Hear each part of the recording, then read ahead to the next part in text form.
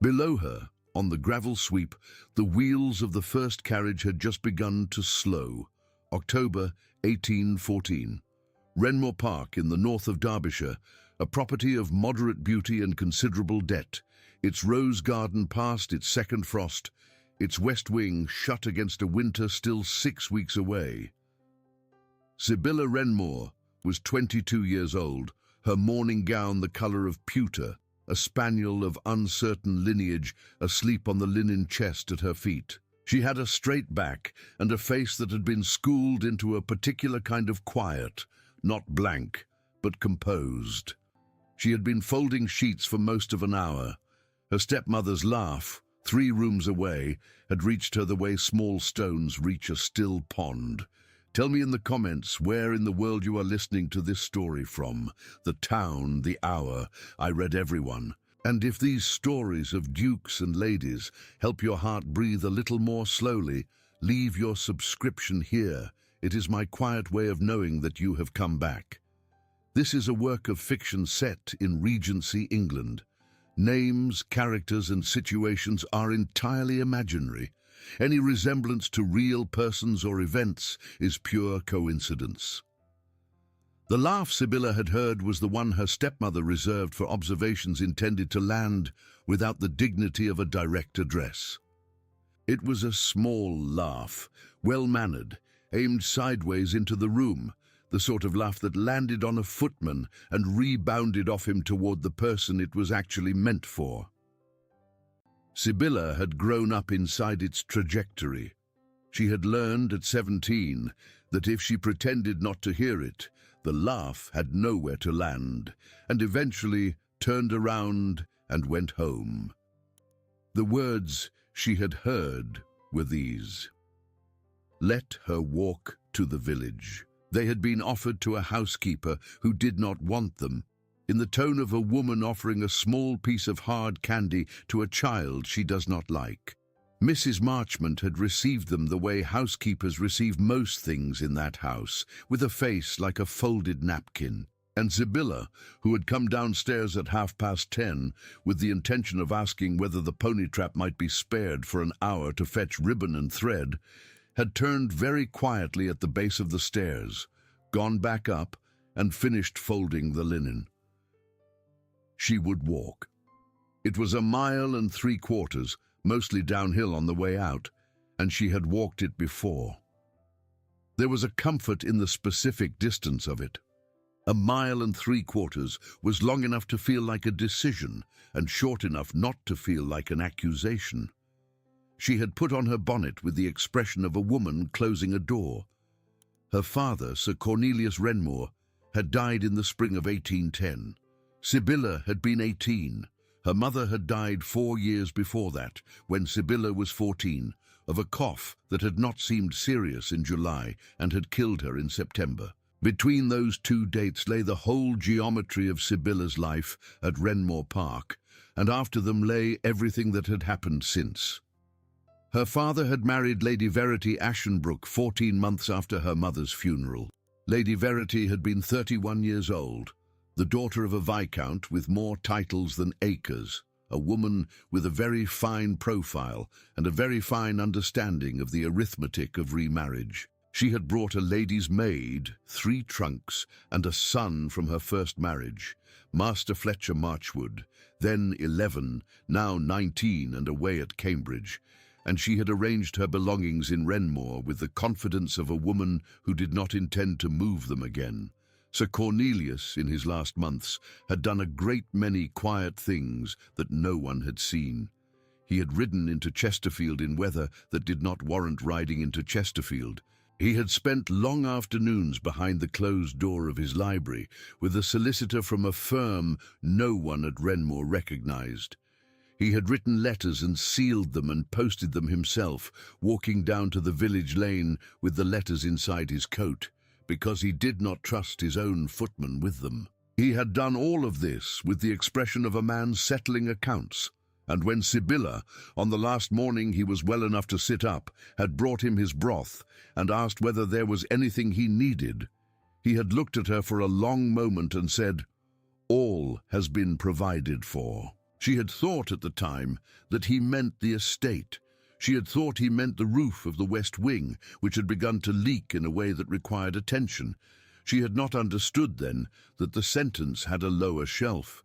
She was, in any case, not thinking about her father as she came down the stairs the second time, buttoned into her walking coat and gloved and wearing the bonnet she used for errands she wished to make quickly. She was thinking about ribbon, 2 yards of a certain grey, and a spool of black thread for the morning gown she had begun to unpick for her housemaid's sister. She had put the coins into her reticule the night before. She had put her father's small pocket watch, which he had left her, and which the will had specifically named as hers, into the inside pocket of her coat, because it was the one object she did not leave in a house where she could not be sure of her locks. She said nothing to Lady Verity as she passed the drawing-room door.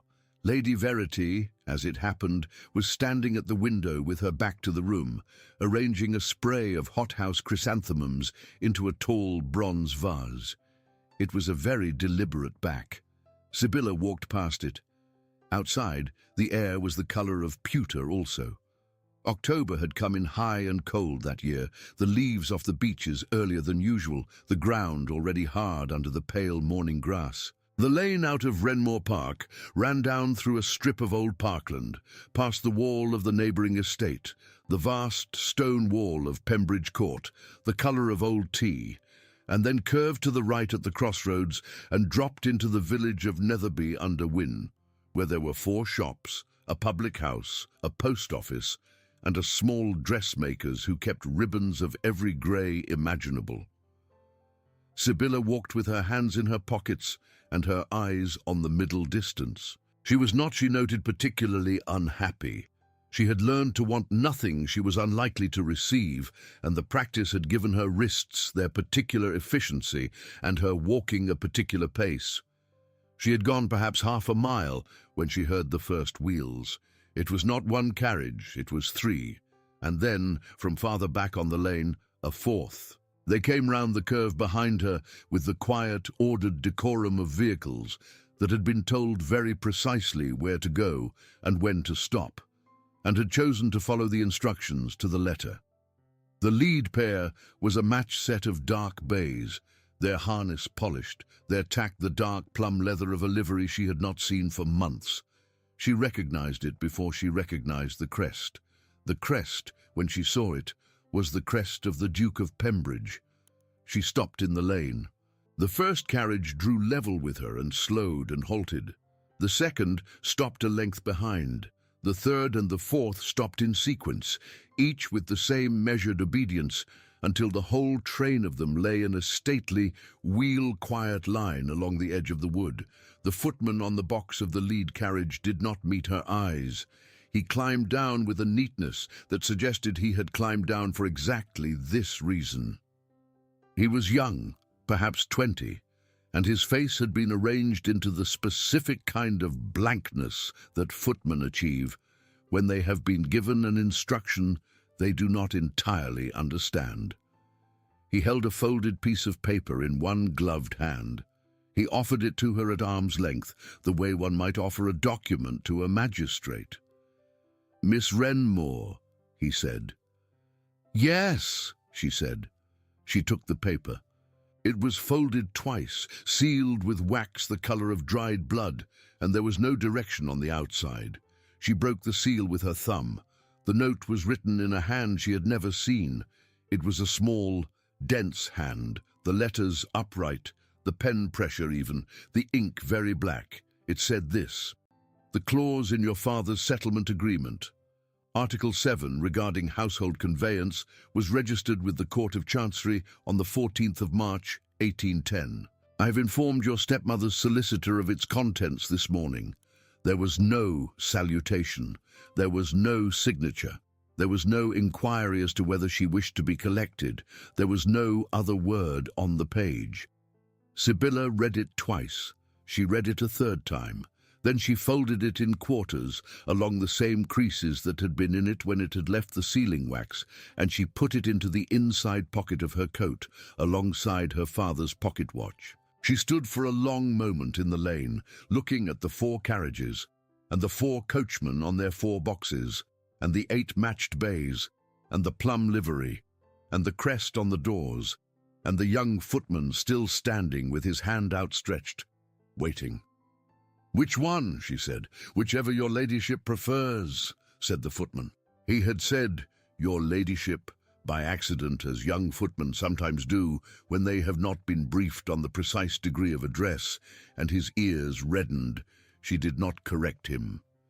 His Grace instructed that any one of them was to be at your disposal, and the others were to follow in case of, he hesitated, in case of preference. "In case of preference," she said. "Yes, miss." She thought about that for one whole heartbeat, in case she wished to change carriages at some point during the 1.75 miles between here and Netherby, in case she wished halfway to the village to alight from one carriage and enter another, in case the first was too warm or too cold or the springs too stiff. 4 carriages in a line for a journey of 20 minutes. It was, she thought, either an act of astonishing extravagance or an act of astonishing precision, and she suspected, without knowing the man, that it was the second. She got into the first carriage. The footman closed the door behind her.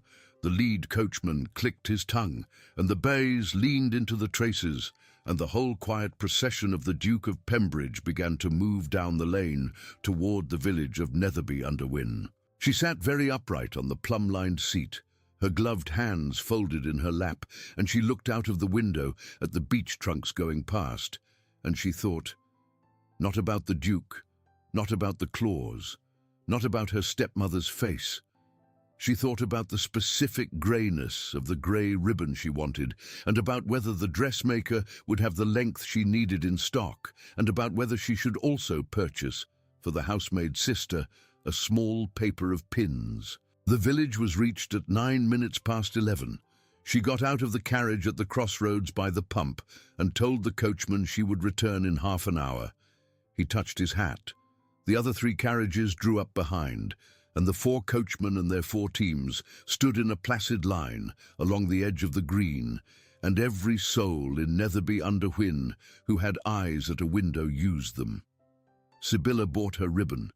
The dressmaker, Mrs. Peckett, said nothing about the plum livery. She measured out 2.5 yards, an extra half, because Sibylla asked for it, of a grey the colour of a dove's throat, and she cut it with the shears she kept for the finer work, and she folded it into brown paper and tied it with a string, and she took Sibylla's coins and gave her change with the meticulous slowness of a woman who does not intend to remark on anything she has just seen.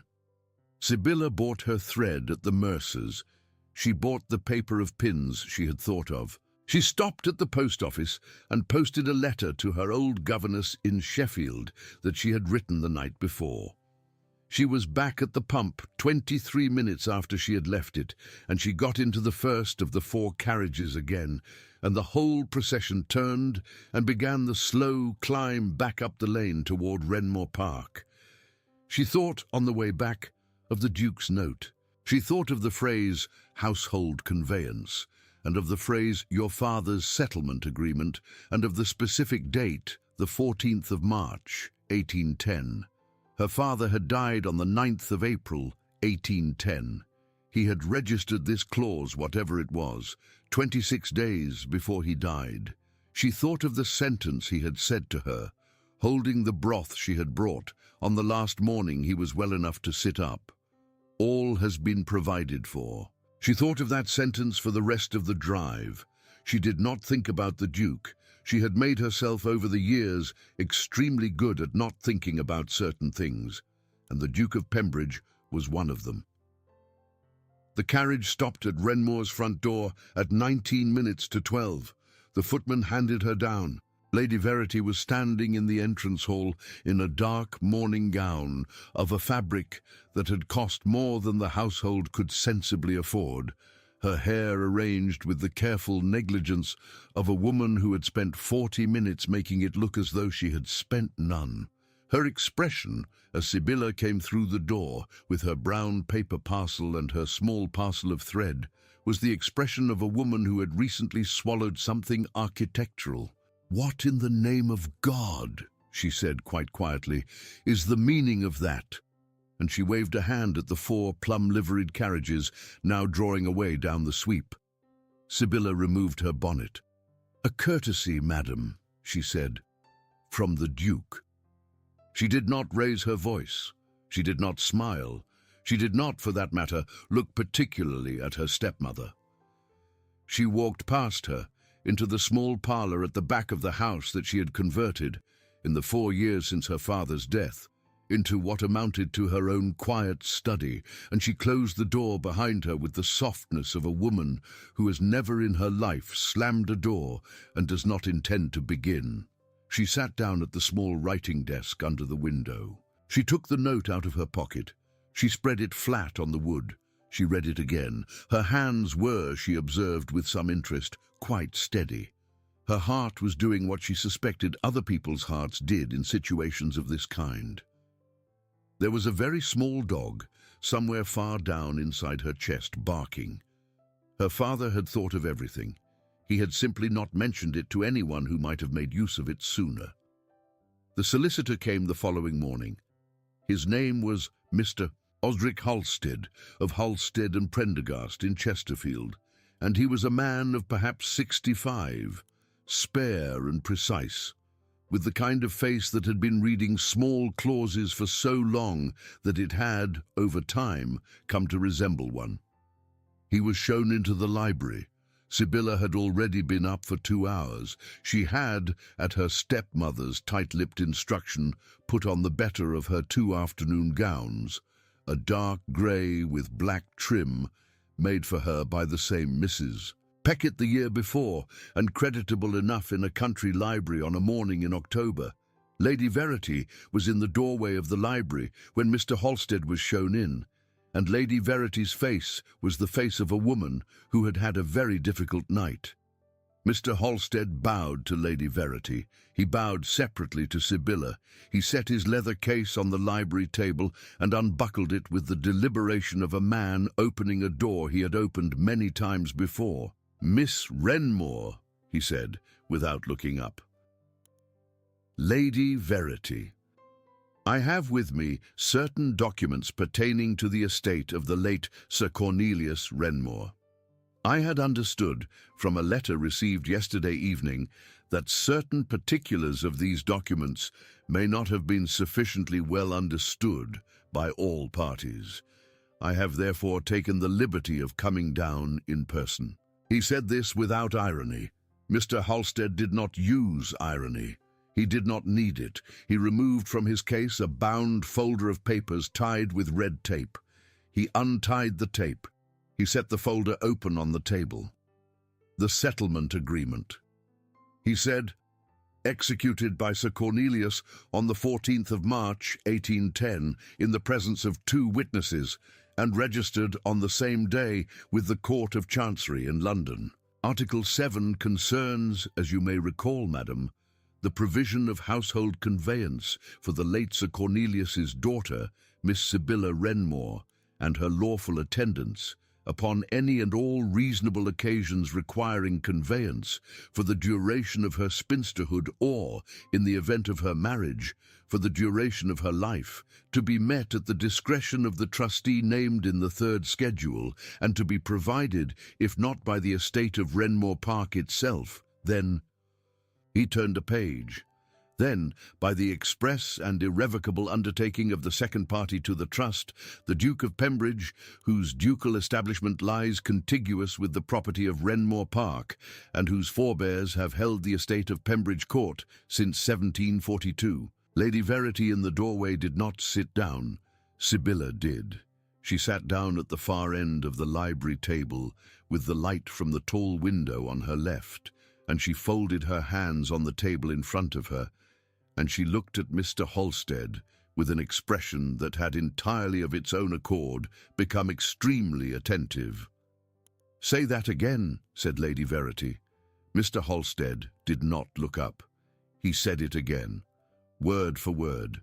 He was, in his fashion, a man of great courtesy. "The Duke," said Lady Verity, very slowly, full of Pembridge. "Yes, madam."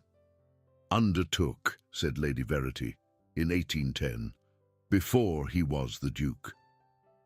"The undertaking was executed by his father, the late Duke, in his capacity as head of the family," said Mr. Halstead. "Upon the late Duke's death in 1812, the obligation passed by the terms of the settlement to the present Duke, who ratified it in writing on the 17th of June, 1813. I have the ratification here." He produced another folded sheet. He laid it on the table. He did not again look up. Lady Verity took 2 steps into the room. She stopped. She looked at Sibylla. Sibylla did not look at her. She was looking at the ratification. It was a very small piece of paper. It had 4 lines on it and a signature, and the signature was a signature of considerable economy, a short first name, a shorter surname, and a full stop. "And this," said Lady Verity, "has been the case since the 9th of April, 1810, said Mr. Halstead, "the day of Sir Cornelius's death. In practice, of course, the household of Wrenmore Park has continued to maintain its own carriages, and no application to Pembridge Court has been required. The clause exists as a—" He paused, choosing the word with the care of a man setting down a china cup. "As a provision. In the event that Miss Wrenmore's ordinary requirements should not be met by Wrenmore's own establishment." Lady Verity's hand had risen very slowly to the base of her throat. She did not appear to notice. "In the event," she said. "For example," said Mr. Halstead, "in the event that she should be required upon some occasion to walk." He said this still, without looking up. He said it in the voice of a man reading the shipping news. Sibylla, at the far end of the table, did something with her mouth that was the precise contained shape of a smile that she did not allow to appear. "I see," said Lady Verity. "I had assumed," said Mr.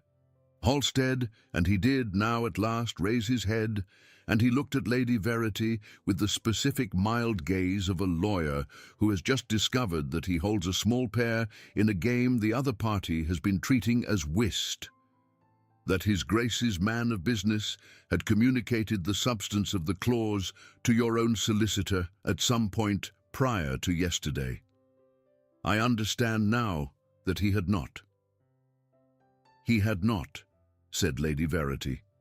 "In which case," said Mr. Halstead, "I regret the inconvenience." Mr. Halstead spent another 25 minutes at Wrenmore Park that morning. He read aloud the whole of Article 7 and the third schedule, and the 2 supplementary clauses attached to the third schedule, and the memorandum of the ratification, and a summary of the arrangements by which any application from Wrenmore for conveyance was to be made, an application to be addressed to the steward of Pembridge Court, who would attend to it without unnecessary reference upward. A phrase whose specific weight Sibylla noted and filed away for later. He was throughout unfailingly courteous to Lady Verity. He addressed most of his sentences to her. He did not at any point look at Sibylla, except when a document required her acknowledgement, and then only briefly, in the manner of a man verifying a signature. He gathered his papers at the end. He retied the red tape. He buckled his case. He bowed to Lady Verity.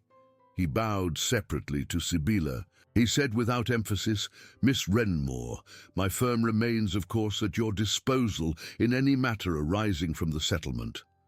He said it in the same voice in which he had said everything else. He left. Lady Verity did not close the library door for a long time after he had gone. She stood, instead, in the middle of the room, one hand on the back of a chair, looking at the closed folder on the table as if it might, of its own accord, begin to speak again. Sibylla stood up. She went to the folder. She opened it. She read Article 7 for herself. She read it twice. It was long, and it was pedantic, and it was written in the careful legalistic English of a document intended never to be argued with. But underneath the language, when she stripped it out, it said this: My daughter will not be made to walk when it is not her wish to walk. My daughter will not, for as long as she lives, be dependent upon the goodwill of anyone in this house for the fact of a horse. If Wrenmore cannot provide her a carriage, Pembridge will, and Pembridge has committed to this in writing, before witnesses, in the court in London. She closed the folder. She looked at last at her stepmother. Lady Verity had made her arrangements very carefully over 4 years. She had in that time dismissed the coachman Sybilla's father had employed and replaced him with one loyal to her.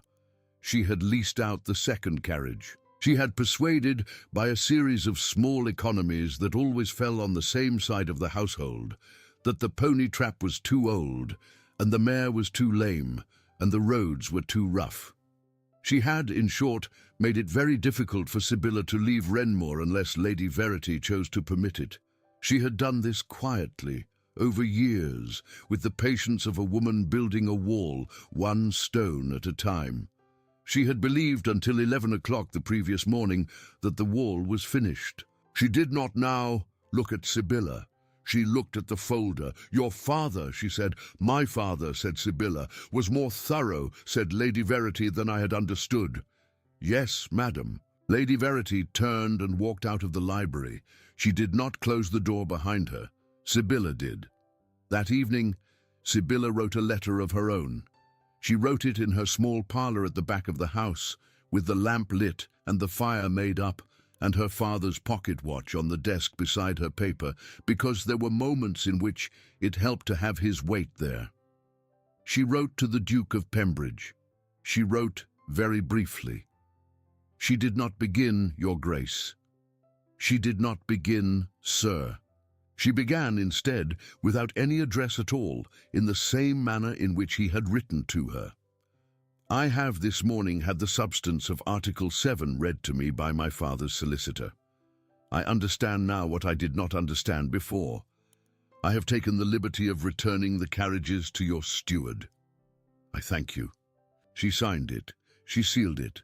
She rang for the housemaid, who was one of the 2 servants at Wrenmore Park, who could be reliably counted upon not to hand a letter to Lady Verity before it was posted, and she gave it into the housemaid's hand with a shilling. The housemaid put on her cloak and walked in the dark, the 1.75 miles down to the village and up the other side to the servants' gate at Pembridge Court, and she gave the letter to a night porter who had been told to expect it, and she was back at Wrenmore before 10. Sybylla, by that time, had put out her lamp and gone to bed. She lay for a long time in the dark. She did not think about the Duke. She thought about the specific sound a folded piece of paper makes when it is placed inside a coat pocket, and how that sound was like a small door closing, and how she had needed, for 4 years, without knowing it, to hear a small door close. He did not reply. Not that week, not the week after. He replied, in fact, 3 weeks later, and his reply took the form of an invitation, and the invitation was not from the Duke himself, but from his aunt, Lady Rosalind Penhallow, widow of the late Sir Wilbur Penhallow, and mistress since her husband's death of the smaller of the 2 Pembridge dower houses, a red brick building of great charm, known as Havelock Hall, which sat on the south side of the Pembridge estate, and had its own approach and its own gardens and its own quite separate arrangement of teas. Lady Rosalind was 62, unmarried in every practical sense since her husband had died in 1805, a woman of blunt manners and considerable political intelligence, and she had been for the past 9 years the person to whom the Duke of Pembridge, first the old one and now the young one, went when there was a matter he did not entirely wish to handle himself. The invitation was written in her own strong, upright hand, addressed to Miss Sybylla Wrenmore, and it asked whether Miss Wrenmore would come and take tea with Lady Rosalind Penhallow on Tuesday next, at 3 at Havelock Hall. Sybylla read the invitation twice. She wrote a note of acceptance. She did not, this time, walk. She arranged, through Mrs. Marchmont, the housekeeper, for the pony trap. Lady Verity did not object. Lady Verity, in fact, had said very little to Sybylla for 3 weeks. She had begun instead to say things aloud in Sybilla's presence, to Mrs. Marchmont, or to the young footman, or to the space above the sideboard, in the manner of a woman conducting a running commentary on a play in which she had been miscast. Sybylla ignored it. She had been ignoring it in one form or another for 8 years. Havelock Hall was reached at 10 minutes to 3 on the Tuesday.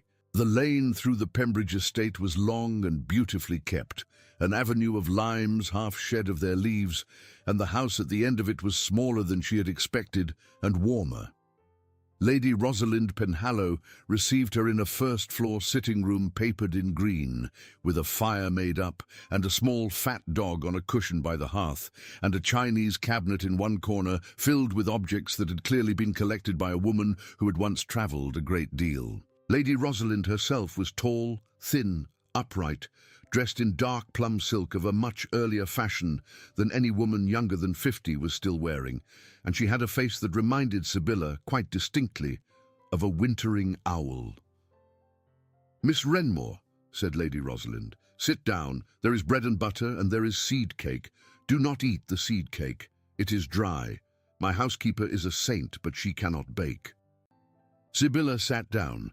She accepted the bread and butter. Lady Rosalind poured the tea herself with a firm wrist. "You will forgive me," said Lady Rosalind, "for the summons.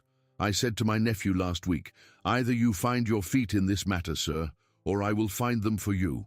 And he had the sense to be silent. He has been silent for 11 days. I have therefore taken up the business myself. Are you well, Miss Renmore?" "Yes, madam." "Your stepmother is not." "She is a little cast down, madam." Lady Rosalind laughed. It was a laugh entirely unlike Lady Verity's laugh.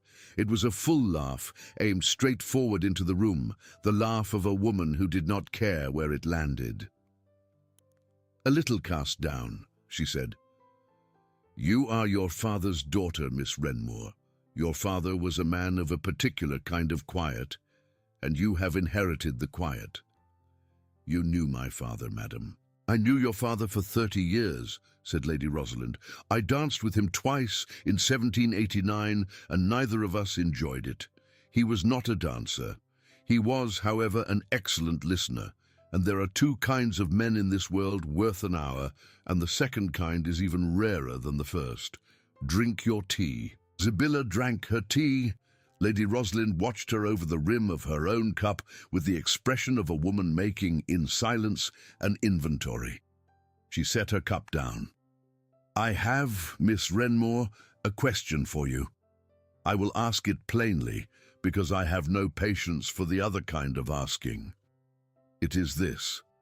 What is it you want?"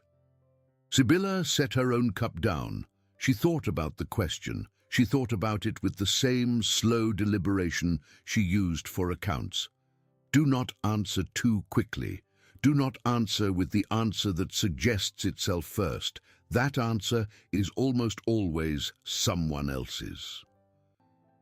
"I want," she said, "the use of my father's provision. I understand now that he arranged it. I do not intend to abuse it. I intend to use it as he intended. To go into Netherby when I need ribbon, to go into Chesterfield when I need a bookseller, to go once a year to visit my aunt in Sheffield. I do not require, madam, anything more than that. You do not require, for example, a season in London." "I have not had a season in London, madam." "I am aware." There was a small silence. Lady Rosalind's fat dog snored with great decorum from its cushion. "You are 22, said Lady Rosalind. "You have not been out. Your father's death interrupted the ordinary calendar of your presentation, and your stepmother has, for reasons which I understand, made no arrangement to correct the interruption. This is not, Miss Renmore, unusual. I have known girls to lose seasons for smaller reasons. But it is a fact. And I am myself a woman who dislikes leaving certain facts uncorrected." Sybylla did not speak. "My nephew," said Lady Rosalind, is 31 years old, in possession of a title, 3 estates, a pack of hounds he does not use, and a temperament that I would call in a stranger difficult and in himself characteristic. He is not what you have been raised to expect. He does not smile easily. He does not compliment. He does not write on his own account the kind of letter you would recognize. He is, however, a man who honors what has been written, and there was a document written in 1810 by his father and countersigned by him that has been sitting in a drawer in London for 4 years now. It has been on his conscience the whole time. He is a man, she said, and her face did something small and dry, who keeps his conscience in a very tidy drawer, and who inspects it very rarely, and who, when he does inspect it, does what the drawer requires. He inspected it 3 weeks ago. Do you know why? I do not, madam. Because your father, said Lady Rosalind, was buried 4 years ago on a Wednesday in April, and on the Wednesday in October before last, my nephew received a letter from his steward at Pembridge Court, reporting that the Miss Renmore from next door had been observed walking to the village of Netherby under Whin, in weather unfit for it, with her hem trailing in the mud. She had been observed, the steward said, on 3 occasions in a single month. She had been observed on foot, and my nephew, who does not read most of his steward's letters carefully, read this one twice, and then he did nothing about it for 2 years. And then he did something. Sibylla did not lift her cup. Why, she said, did he do nothing? Lady Rosalind looked at her steadily. It was not an unkind look. It was the look of an aunt who has decided to answer a niece she does not yet technically have. Because, she said, he thought, and here I speak as someone who has known him since he was a very serious boy of 6 and who understands the specific mechanism of his self-punishment. He thought that to invoke the clause would be to give the impression that he was invoking something else. He thought it would be understood by you and by others as a species of proposal. He did not wish Miss Renmore to make a proposal by carriage. He's a proud man, of a kind that dislikes to be misread. So he did nothing. And what changed? Your stepmother's laugh, said Lady Rosalind, finally in a manner of speaking, reached the wrong ear. The Duke's ear. The Duke's ear, said Lady Rosalind. Through the housekeeper, through the housekeeper's cousin at Pembridge, through the steward, through, ultimately, an evening in which my nephew was informed that his neighbour's daughter had just been sent on foot to the village in October, because her stepmother was amused to send her. He did not do nothing. He did what a man of that particular kind does when he is finally very angry. He sent 4 carriages. He did not go himself because he did not wish to be misread.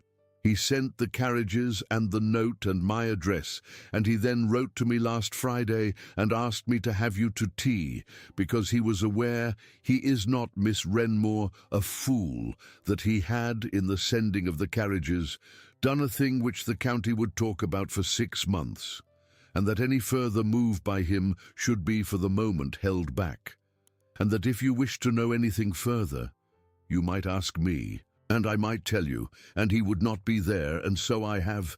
There was a silence in the green room. The fire moved. The fat dog turned over. I see, said Sibylla at last. Do you? Said Lady Rosalind. I think so, madam. Good, said Lady Rosalind. Then eat some bread and butter. You are too thin. Your stepmother has been feeding you like a hen she cannot decide whether to keep. I will speak to her steward myself, at a suitable time, about the provisioning of her table. Do not object. It will annoy her, and it is the great remaining pleasure of my old age to annoy women of her kind. There is one further matter. Lady Rosalind took a small parcel from a table beside her. My nephew, she said, has asked me to give you this. He asked me not to look at it. I have not. I am, Miss Renmore, a woman of great vices and a very small number of virtues, and one of my virtues is that I do not open other people's letters, particularly not when the sender has begged me not to. He begs, incidentally, very badly. He does not have the vocabulary of it. Take it home. Read it in your own time." Sibylla took the parcel. It was small, wrapped in brown paper, tied with the same style of string that Mrs. Peckett, the dressmaker, used. It weighed almost nothing. "You need not," said Lady Rosalind. "Tell me what is in it." "Ever." They drank another cup of tea. Lady Rosalind talked at length and with great pleasure of a house party she had attended in 1792, at which the current Prince Regent had been drunk enough to fall into a fish pond. She recommended 2 books. She discussed the correct way to prune a laurel. She did not once mention the Duke again. At 4:30 she rose. She kissed Sibylla briefly on the cheek, a light, dry kiss, and Sibylla was surprised, absurdly, to find that she had missed being kissed on the cheek by anyone at all. She said in the doorway, "Miss Wrenmore, come again. Do not wait to be summoned. My door is open at any hour. That includes the possibility of tea." The pony trap took Sibylla back through the lime avenue in the failing October light. She had the small parcel in her lap. She did not open it in the trap. She waited. She had learned, over the 4 years, to wait for privacy before opening any object of significance. She opened the parcel in her small parlour at the back of the house at 7 o'clock that evening, by the light of the reading lamp, with the door closed.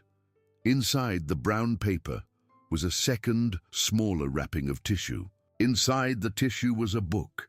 It was not a new book. It was quite an old book, a small, dark green calfskin volume, worn at the corners, its gilt title flaked to the point of illegibility. She had to open it to know what it was. She opened it. She knew at once. She sat down. It was her mother's Ovid. Her mother had died in September of 1806, when Sibylla was 14 years old, and the book, Sibylla's mother's copy of Ovid's Heroides, in Dryden's translation, had been given to her mother by her mother's father, and had lived on a small green baize table by her mother's bedside for as long as Sibylla could remember. It had been in the house in the weeks after her mother's death. It had disappeared at some point during the year that followed, along with a number of other small objects that had once been her mother's, and that had, in the general reorganization of the house upon Lady Verity's arrival, quietly and without accountability, ceased to be visible. Sibylla had assumed for a long time that these things had been packed away in a trunk somewhere in the attics, and that she would one day, when she had the courage to ask for them back. She had never asked. She opened the book to the flyleaf. On the flyleaf, in her mother's hand, was her mother's name, Cornelia Wrenmore, Wrenmore Park, 1802. Below it, in a hand she did not know but recognized, having seen it for the first time 3 weeks ago on a folded note in a lane, was written this: Wrenmore Park Sale, 1811, Lot 74. Restored to Miss Wrenmore, October, 1814. Sibylla put the book down on the desk. She sat with her hands flat on the wood, on either side of it. Her breath came out very slowly, in a way she did not entirely control. Wrenmore Park Sale, 1811, Lot 74. There had been a sale, in the autumn of 1811, of some of the smaller portable objects in the house.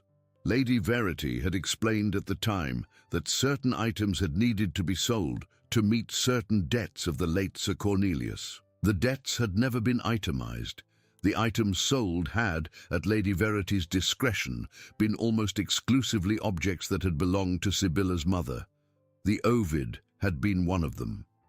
Sibylla had been 19 years old at the time and had been told that if she wished to keep any of her mother's things, she would need herself to raise the money to bid on them. She had not had the money. Someone else had bid. She had not known who. She knew now. She sat for a long time in the small parlour that evening, with her mother's book open on the desk in front of her. She read on and off for perhaps 2 hours. She read, for the first time in 8 years, the letter of Penelope to Odysseus in the version her mother had loved best, and she read the letter of Briseis to Achilles, which her mother had once told her, on a summer afternoon in the garden when Sibylla was 12, was the letter of a woman who had understood, before anyone else in her poem, what it was to be given as a gift, and to become, in the giving, a person no one had asked to see. She read them slowly. She did not weep. She had trained herself out of weeping some years ago, and had never yet found the training to be a mistake. She only sat with the book open and read. At 10 o'clock, she closed the book. She wrapped it again in the tissue. She placed it in the desk drawer that had a working lock, and she locked it. She put the small key on the ribbon around her neck, on which she also kept the winding key of her father's watch. She sat for a further quarter-hour with her hands folded on the desk. Then she took a fresh piece of paper. She dipped her pen. She wrote again briefly in the mode he had established. "I have received the book. It was my mother's. Thank you." She signed it. S.W. She sealed it. She rang for the housemaid. He did not again reply directly. His reply took the form, this time, of another invitation from Lady Rosalind. This one to a small dinner at Havelock Hall on the following Friday at 6, at which, Lady Rosalind explained in her second brief note, there would be a few neighbours and my nephew, and 2 other guests, and yourself if you would be so kind. Sibylla accepted. She wrote her acceptance calmly. She then went upstairs and took inventory, with the kind of quiet dispassion of a general surveying her materials, of every dinner gown she had ever owned, and she did not quite discover, she confirmed, that she did not have a dinner gown that would carry her without shame through an evening at the dower house of a duke.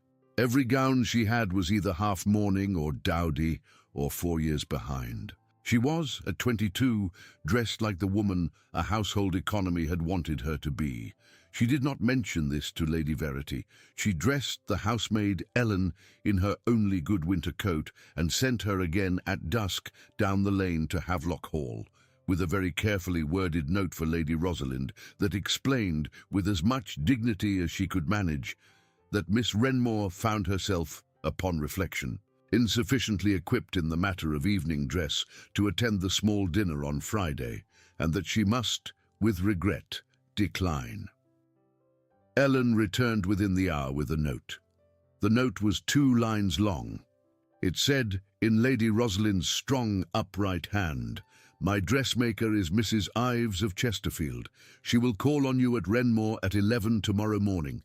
I have arranged it. You are not to protest. You are to submit. Yours, R.P." Mrs. Ives called on Renmore at 11 the following morning. She came in a small gig with an assistant and 3 enormous boxes.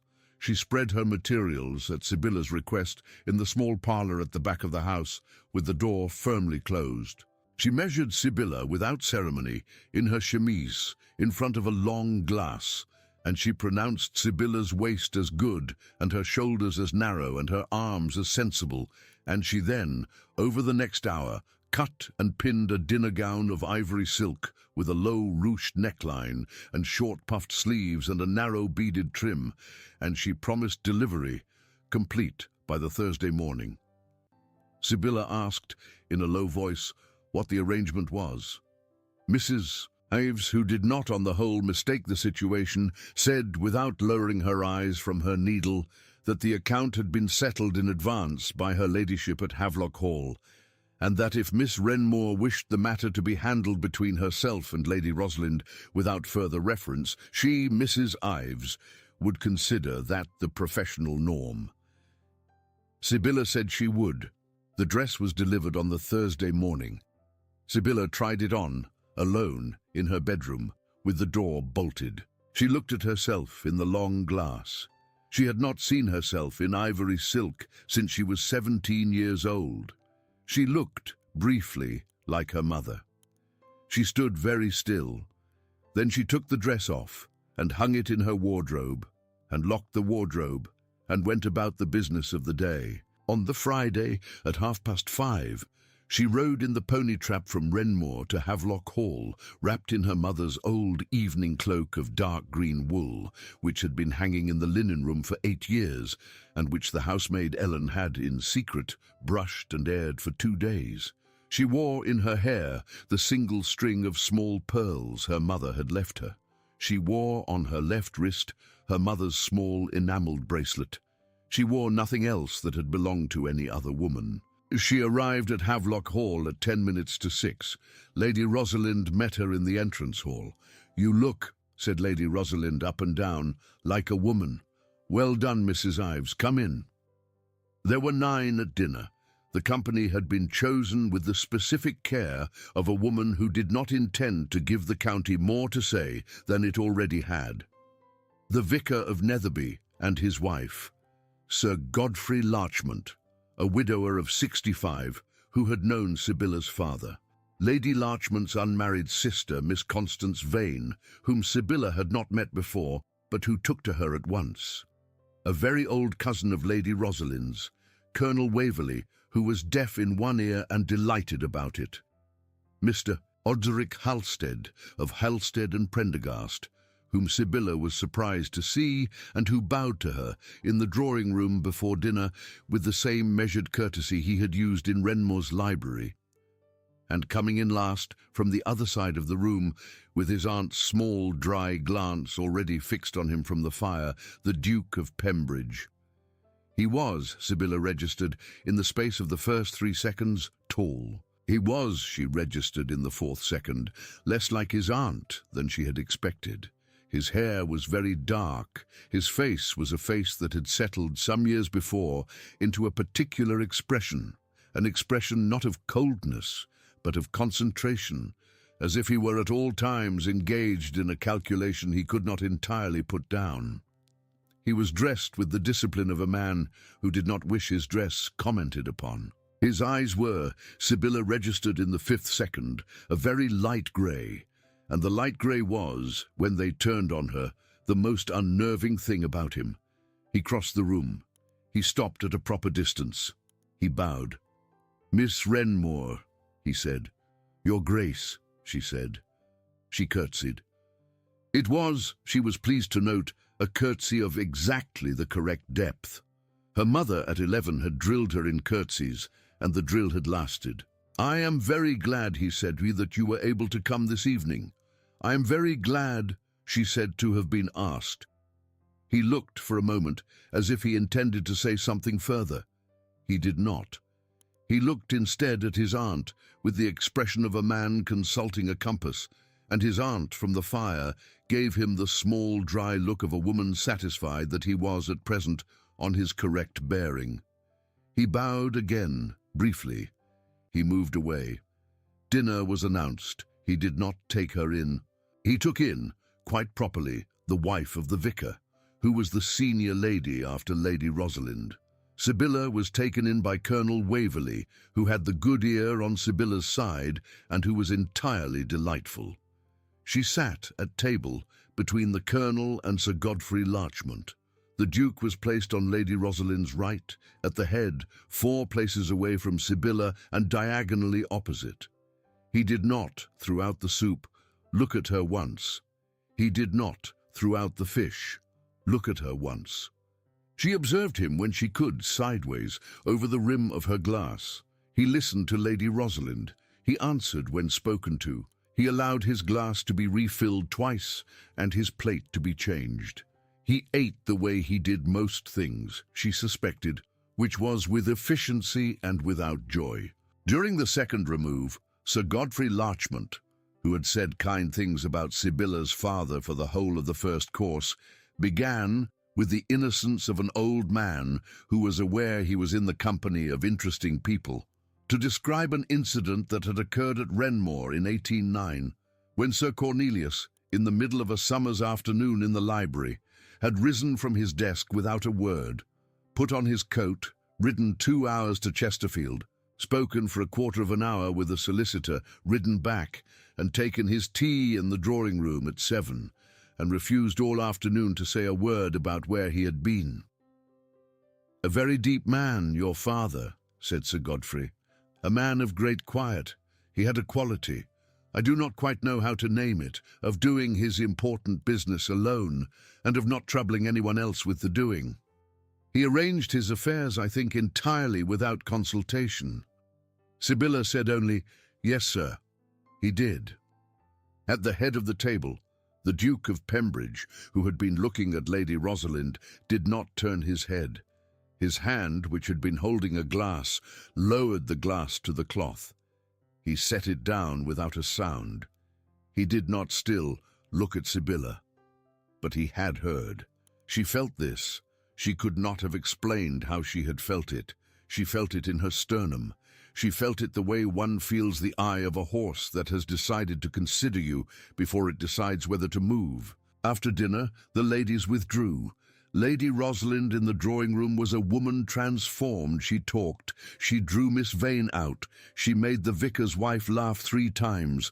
She settled the Larchmont sister next to the fire and gave her sherry. And she then, quite deliberately and without any performance, drew Sibylla down onto the seat next to her. "You did well," said Lady Rosalind in a low voice. "I only sat, madam." "You sat correctly," said Lady Rosalind, "and that is 9/10 of the matter on an evening of this kind. Do you know that he has not, in 11 years, sat at his aunt's dinner table with a woman of your age who was not the daughter of one of my dearest friends, and considered by both of us to be safely out of range? He is not. How shall I put this to you, Miss Wrenmore? He is not a man who does this often. He is doing this. That is what you are seeing."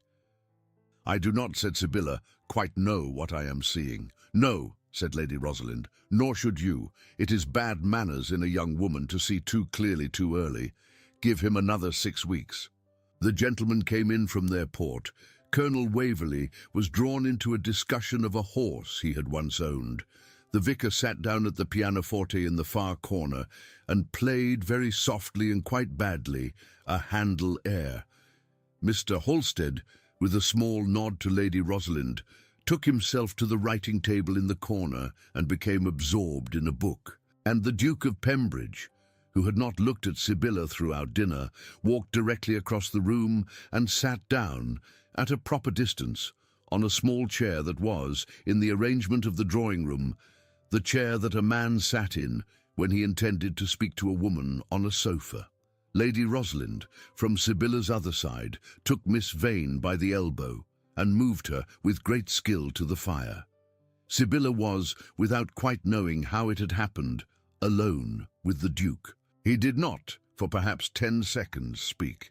He was looking with an interest that seemed disproportionate to the object at the small enamelled bracelet on Sibylla's left wrist. Then he looked up. "Miss Wrenmore," he said, "I owe you, I think, an explanation." "Your Grace," she said, "you do not." "I do," he said. "You have received in the last 3 weeks 3 communications of mine. The first was rude. The second was cryptic. The third," he hesitated for the smallest fraction of a second, "was, I believe, correct, but was in its way presumptuous.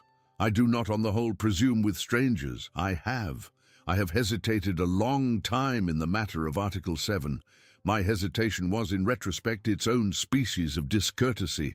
I wished you to know that I did not, that the arrangement was made without any implication as to your future." "I understood that, sir. Your aunt was kind enough to explain it." "My aunt," said the Duke dryly, "is more competent in these matters than I am. She has told me so at length." Sibylla did something with her mouth. It was, in its way, the contained, precise shape of a smile that did not appear. She had been told by Lady Rosalind of a particular kind of contained expression, and she found now that she possessed one of her own. She raised her cup. "I was 10 years old," said the Duke quietly, "when I first met your father. He came to Pembridge to see mine. I was in the library, where I had been told not to be. He was very tall. He spoke to me as if I were the age I was, not older, not younger. He said, 'Do you like to read?' I said yes. He said, 'Then read this,' and gave me a book. I still have it." "What was the book?" "A translation of Horace," said the Duke, "of no particular merit, but he had underlined in pencil 12 lines. and I understood then at 10 that he was a man who read things closely and marked what he found.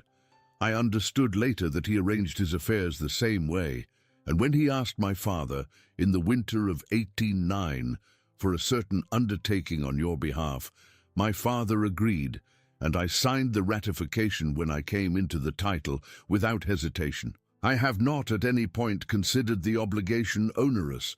I have, however, he paused. I have, however, feared for 4 years that in fulfilling it visibly I might be misunderstood by you. I did not wish to be. I therefore chose not to fulfill it visibly. This was, in retrospect, a cowardice on my part. Sibylla did not immediately answer. She was looking again at her mother's Ovid, which was in a locked drawer in a room in a house 1 3/4 miles up the lane, and she was looking at the flyleaf and at the 2 lines beneath her mother's name. You purchase, she said, but my mother's books in 1811. Yes. How many? 23, he said. 23. Also, he said, and now he did not look at her but at a small bronze figure on the mantelpiece, your mother's writing desk, her portable one, of walnut, with the drawers of tulip wood. Also a portrait miniature of a woman I understood to be your grandmother, in a small brass frame. Also a music book bound in blue. Also, he hesitated, a pair of silver salt cellars, though those I purchased because I believed, from a note in the catalogue, that they had been a wedding gift from your father to your mother, and I did not wish them to be melted. They were sold, said Sibylla, for the debt of my father's estate. So I was told. The Duke of Pembridge said nothing. Do not answer me, said Sibylla quite calmly, if it is impertinent, but I must ask, was there a debt? There was a very long silence. The vicar was playing in the corner, an air that Sibylla suspected he had lost the middle of and was improvising. Colonel Waverley was laughing softly, a long way off. Lady Rosalind was, at the fire, entirely and vividly failing to observe the sofa. There was a debt, said the Duke at last. It was small. It was not commensurate with the sale. I see. Miss Renmore. Yes, sir. If it is any comfort to you, I have the writing desk. I have not opened it. I did not think it was mine to open. It is at Pembridge, in a small room next to the library, that I have not used for 4 years. If you would like it back, it will be sent tomorrow. I would like it back, sir, if it will not inconvenience you. It will not. He inclined his head. He rose, before the silence could become anything more than what it was. He said, in a voice that was not quite the voice he had used for the last exchange, but was very close to it, I will not detain you longer. Good evening, Miss Renmore. Good evening, Your Grace. He crossed the room. He spoke briefly to Colonel Waverley. He bowed to his aunt. He was, within 4 minutes, gone. Sibylla sat on the sofa in Lady Rosalind's green drawing-room with her mother's bracelet on her wrist and her mother's pearls in her hair and Handel drifting from the corner, and she thought this quite clearly and without agitation, that she was, in that moment, in more danger than she had been in at any point since she was 14 years old. Not the danger of being ruined, not the danger of being unloved, the danger of being seen precisely, and by a man who did not intend to look away, and who had, before he had looked at her at all, been arranging for 4 years the various small pieces of her mother's life on the shelves of a room he had never opened. The writing desk arrived at Renmore Park at 10 o'clock the following morning, in a wagon, wrapped in oilcloth, addressed to Miss Renmore, and delivered by a young steward with a note in the Duke's small, dense hand. The note said, I regret it was so long unopened. It is, I believe, unchanged from the day it left your house. P. A P, his initials, Adrian Pembridge. She had, until this point, been aware of his Christian name as an item in Debrett's. Now the initials came from his own pen, in her presence, in ink. Lady Verity, in the entrance hall, watched the wagon unloaded. Lady Verity said nothing. She had, in the fortnight since Mr. Halstead's visit, said less and less. She had begun to move through the house the way a resident of a country in transition moves through it, with the deliberate small courtesies of a woman who has understood that her lease has been renegotiated in her absence, and who is calculating in silence the terms under which she may continue to reside. Sibylla did not enjoy the change. She had expected to enjoy it, and she did not. There was, in the diminishment of Lady Verity, a diminishment of the house also, and Sibylla had discovered, this had surprised her, that she had, over the 8 years of her stepmother's tenancy, become, in some part, attached to the specific misery of the arrangement, in the way one becomes attached to a bad tooth. She was without that misery now, and the space of its removal ached. She had the writing desk carried into her small parlour. She unwrapped it herself. She unlocked it. She still had the key on a ribbon in the drawer of her dressing table, and had had for 8 years, and she opened it. Inside, on the small green baize lining of the drawer, undisturbed, were her mother's ivory-handled pen, her mother's small brass paper knife, a bottle of ink dried to a black cake, 3 sheets of pale blue paper, and, folded, sealed, and undelivered, a letter, in her mother's hand, addressed to Sibylla, aged 8 years. Sibylla did not open the letter that morning. She could not. She could not, in a house whose walls had begun to feel as though they were listening. She locked the letter with the book in the drawer with the working lock. She wore both keys, that day and thereafter, around her neck. She read the letter a week later at Havelock Hall, in Lady Rosalind's presence, at Lady Rosalind's suggestion. She read it seated on the same green sofa.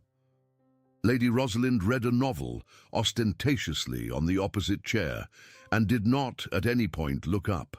The letter was 3 pages long. It was addressed to my Sibylla, in the year in which you are old enough to read this, whatever year that is. It said many things. It said that Sibylla's mother had been very well loved, and had loved very well in return, and had regretted nothing.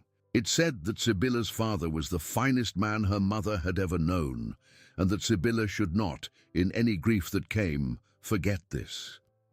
It said that if her mother died before Sibylla was grown, and her mother, writing at 31, had known this to be possible, Sibylla should remember that she had, in her mother, an ally who did not stop being an ally when she stopped being visible. It said at the end, in a small paragraph plainly added after the rest, that if Sibylla should, at some point in her life, meet a man who understood the pause before a sentence better than the sentence itself, she should not be afraid of him and should not run. Sibylla folded the letter. She put it into her reticule. She thanked Lady Rosalind, in a voice she just managed to keep steady, for the tea. Lady Rosalind, still without looking up, said, "I do not know what was in your letter, Miss Renmore, and I do not need to. Your mother, whom I did not meet, appears to have been a woman of considerable sense. Come again on Tuesday." Sibylla came again on Tuesday, and on the Tuesday after that, and the Friday after that, she dined again at Havelock Hall, at the end of November, at a table of 11. The Duke was there. He took her in. They talked over the pheasant of Horace and of the specific delight of underlining 12 lines and no more. He asked her, over the sweet, whether she had read Cowper. She said she had read some. He asked which. She named 2. He did not smile. He inclined his head. He said at the end, before he rose with the ladies, "You have inherited your father's eye, Miss Renmore. If you are ever in want of a book that Renmore does not have, the library at Pembridge is open to any application from you at any hour. My steward has been instructed." She said, "Thank you, Your Grace." He inclined his head again. He said nothing further.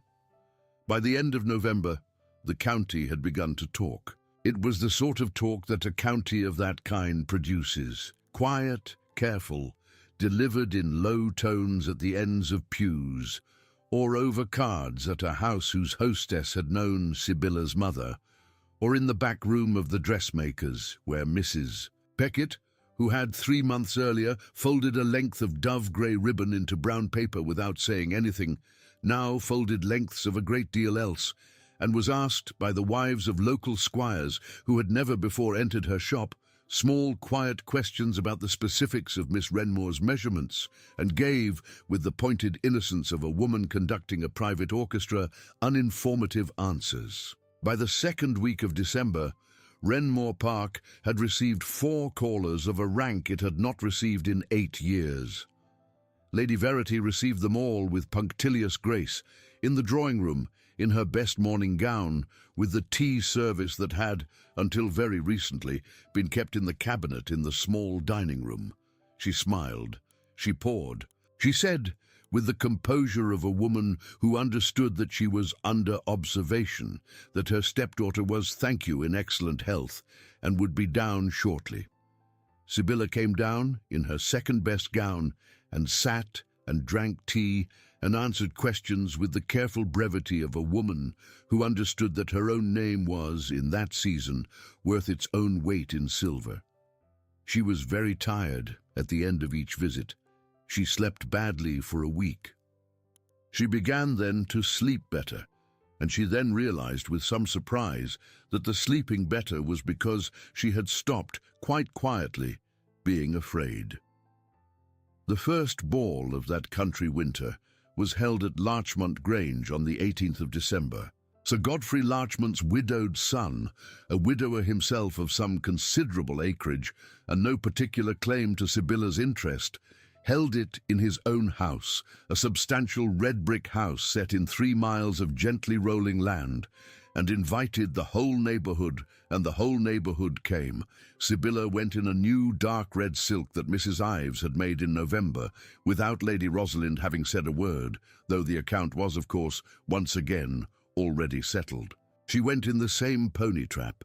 She went at Lady Rosalind's insistence, without her stepmother.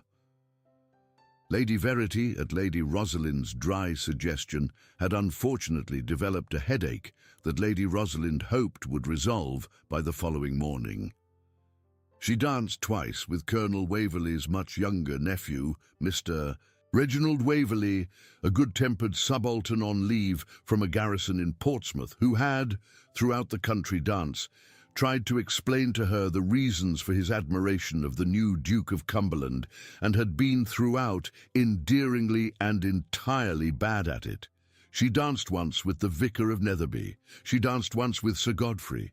She stood on the edge of the room with the vicar's wife and watched. And she watched at 9 o'clock the Duke of Pembridge arrive. He came in without ceremony. He did not, as many arriving men do, pause in the doorway. He walked through it. He was, on this occasion, in the full black and white severity of formal evening dress, and Sybylla, whose 4 years of quiet mourning had trained her to notice how any man wore darkness, noted that he wore it as if he had not thought about it.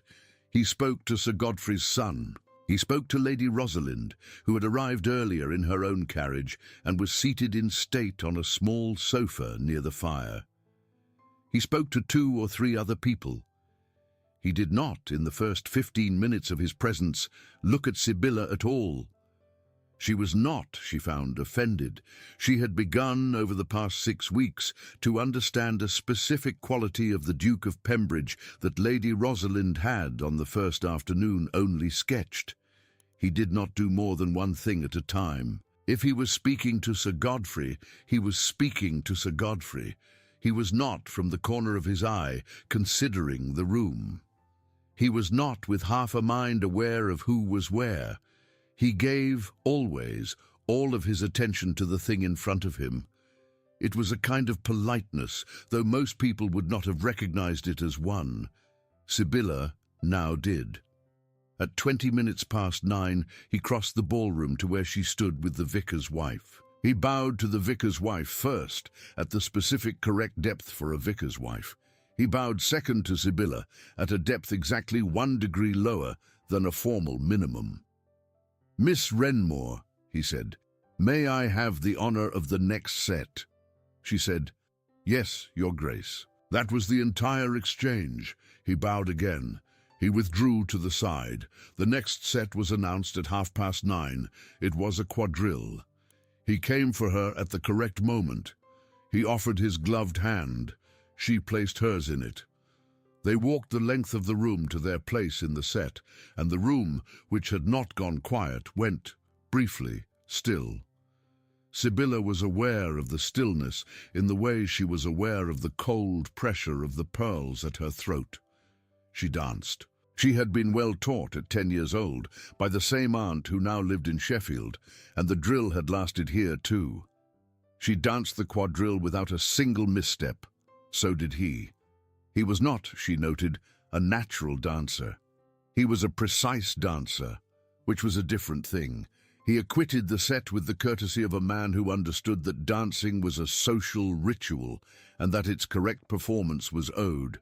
He spoke, in the space of the set, 4 sentences to her. "Your gown is very well." This at the top of the set. She said, "Thank you, Your Grace, or Messin, are you cold?" This at the second turn. He had noticed, apparently, that her hand in the glove had, for one moment, tightened. She said, "No, sir, only a little." "My steward has ordered the northern lane at Pembridge to be re-metalled for the winter. The one that runs past your own gate is included." This at the descending figure.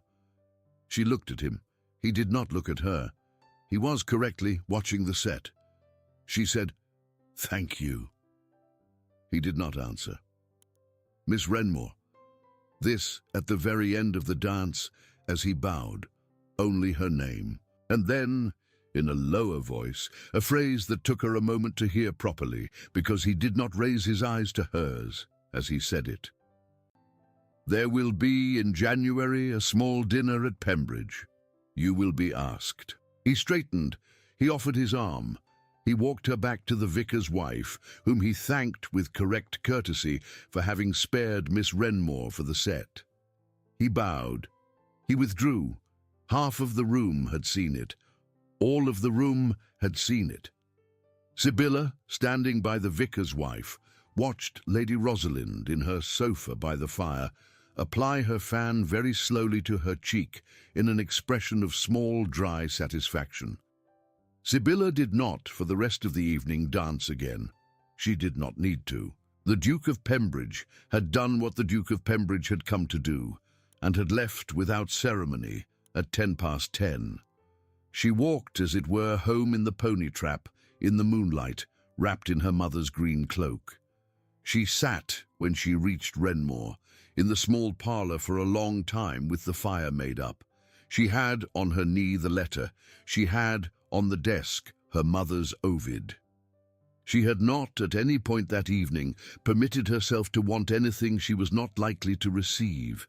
She wanted, that night, in the small parlour, for the first time in a very long time, a specific thing. She wanted to see the library at Pembridge. She did not know why this was the thing she wanted, but it was the thing. The specific thing that the county said over the next fortnight was that the Duke of Pembridge had danced with Miss Renmore of Renmore Park, that the dance had been the second set, that the set had been a quadrille, that he had chosen it deliberately as being the set at which he could ask her without asking her, that Miss Renmore had accepted, and that he had, on leaving the ball, made no further engagement with any other woman of appropriate rank in the room. The specific thing that Lady Verity said over the next fortnight was very little. The specific thing that Lady Rosalind wrote in a note to Sibylla was, "You may consider yourself for the moment in season, whether it is your season or not, and behave accordingly. R.P." And the specific thing that intervened before the small dinner at Pembridge was Lady Serena Price. She was 30 years old, she was tall, she was very beautiful in the specific way that people call beauty when they mean something else, which is to say, striking, symmetrical, cold in the eyes, and immaculately dressed. She was the daughter of a marquess of some antiquity and no particular fortune. She had been engaged briefly in 1812 to a viscount who had died at Salamanca and had worn her widowhood. She had never actually married him, with a particular skill that had made her in London a woman other women feared. She arrived at Pembridge Court without notice on the 3rd of January in her own coach with 2 maids and a lapdog, and she'd been invited by the Duke's other aunt on his father's side, Lady Adeliza Bramwell of Bath, who was known throughout the family to disapprove of Lady Rosalind on principle, and of any project of Lady Rosalind's on additional principle, and who had come to Pembridge for Christmas and had not left. Lady Serena was, Lady Adeliza announced at breakfast on the morning of Sybilla's expected dinner, staying a fortnight. The small dinner at Pembridge occurred, therefore, with 14 at table instead of 11. Sybilla was placed at the correct rank, which put her 4 places below Lady Serena on the opposite side. She wore the ivory silk. She wore, in her hair, the pearls.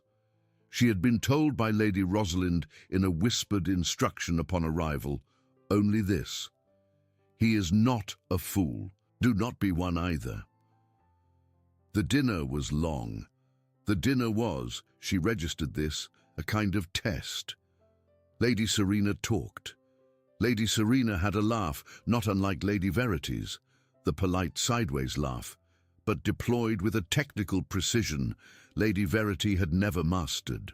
She reminisced at length about a summer she had spent in 1810 at Pembridge Court with the Duke's family, when the Duke had been 27 and she 26, and they had ridden, apparently, every morning together for 6 weeks.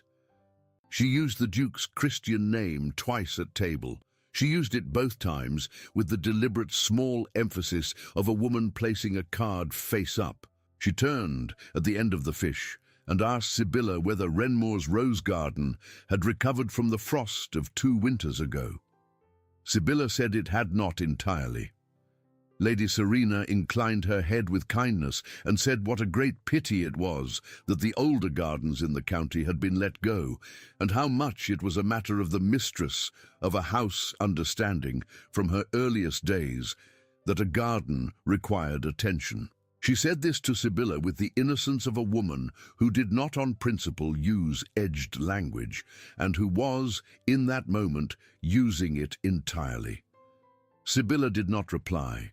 She raised her glass. She drank. She set the glass down. The Duke of Pembridge, at the head of the table, said evenly, into a silence that was not technically a silence: "Renmore's rose garden was very fine, I recall, in the summer of 1808. Miss Renmore's father was, I believe, its designer." Lady Serena smiled. "I am sure Sir Cornelius must have been a most attentive man." "He was," said the Duke without smiling, "the most attentive man I have ever met." He returned to his soup. Lady Serena spoke to Lady Adeliza. Sybilla, at her end of the table, felt Lady Rosalind's ankle press for one very small moment against her own, under the cloth. It was a signal. It said, "Hold." Sybilla held. She held through the rest of the dinner. She held in the drawing-room when Lady Serena crossed to her and sat down on the sofa beside her and asked her, with a smile of great pleasantness, whether she had had, this season, any particular pleasure in Chesterfield. Sybilla said she rarely went to Chesterfield. Lady Serena said what a shame that was. She said that Adrian, she used the Christian name again, softly, as though absent-mindedly, had been so kind about a certain small property in Chesterfield that had once belonged to her late fiancé's uncle, and that they had been discussing, in the mornings, the question of what could be done with it. She looked at Sybilla with a face of great warmth. Sybilla looked back at Lady Serena with a face she had been schooling since she was 14, and it did not, at that moment, betray her. She said, "That is very kind of him." She held. She held all the way through until the moment of leave-taking. She bade Lady Rosalind good night. She bade Lady Adeliza good night. She bade the Duke good night. He bowed to her at the correct depth and said only, "Good evening, Miss Renmore." She curtsied. She left. She did not weep in the carriage. She did not that night at Renmore weep in her room. She sat for a long time on the edge of her bed with her mother's letter in her hand. She read the last paragraph of the letter 3 times. "Do not, if you meet him, be afraid." Then she took off her ivory silk and she put on her nightgown and she went to bed, and she did not sleep. 3 days later, on the 6th of January, a note came from Havelock Hall. It was from Lady Rosalind. It said, "Lady Serena Price will be at Pembridge until the 21st. She has stated her intention. He has not stated his. I have not at this time an instruction to give you. R.P." Sibylla did not answer for a day. Then she wrote a small note back. It said, "I understand, madam. I will conduct myself as you have taught me. S.W." She did not in the next fortnight go to Havelock Hall. She did not in the next fortnight go to Pembridge. She did not in the next fortnight go to any dinner, ball, or gathering. She stayed at Renmore. She read her mother's Ovid.